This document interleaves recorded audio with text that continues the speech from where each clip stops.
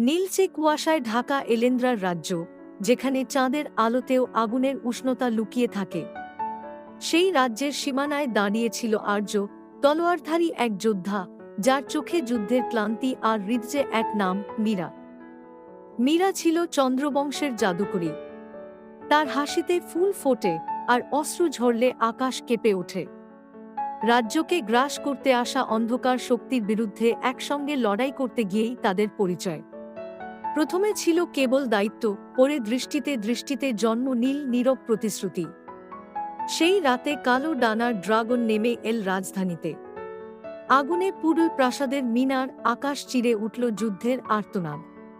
আর্য ঝাঁপিয়ে পড়ল শত্রুর দিকে, তলোয়ার ঘুরিয়ে ভাঙল অশুভ বর্ম।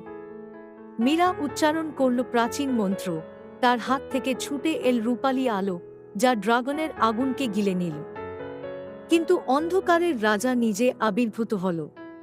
তার ছায়া ছুঁলেই প্রাণ শুকিয়ে যায়। আর্য আহত হয়ে পড়ে গেল, তলোয়ার হাতছাড়া। তখন মীরা তার পাশে হাঁটু গেড়ে বসে কাঁপা কণ্ঠে বলল, আমার শক্তি নয়, আমার হৃদয় নাও। সে নিজের জাদুর মূল উৎস চন্দ্ররত্ন আর্যের বুকে স্থাপন করল। আলো বিস্ফোরিত হল। আর্য উঠে দাঁড়াল, চোখে জ্বলজ্বল করল নীল আগুন। শেষ আঘাতে অন্ধকারের রাজা ছিন্ন ভিন্ন হয়ে মিলিয়ে গেল। যুদ্ধ থামল, কুয়াশা সরে গেল। ভোরের আলোয় এলেন্দ্রা আবার শ্বাস নিল। কিন্তু মীরা দুর্বল হয়ে পড়েছে, চন্দ্ররত্ন ছাড়া সে বাঁচতে পারে না। আর্য ধীরে চন্দ্ররত্ন ফিরিয়ে দিল, নিজের জীবন শক্তির অর্ধেক তার সঙ্গে ভাগ করে নিল। তাদের স্পর্শে দুই হৃদয় এক হয়ে গেল। সেই দিন থেকে কিংবদন্তি জন্ম নিল, ভালোবাসা যেখানে শুধু অনুভূতি নয়, অস্ত্র।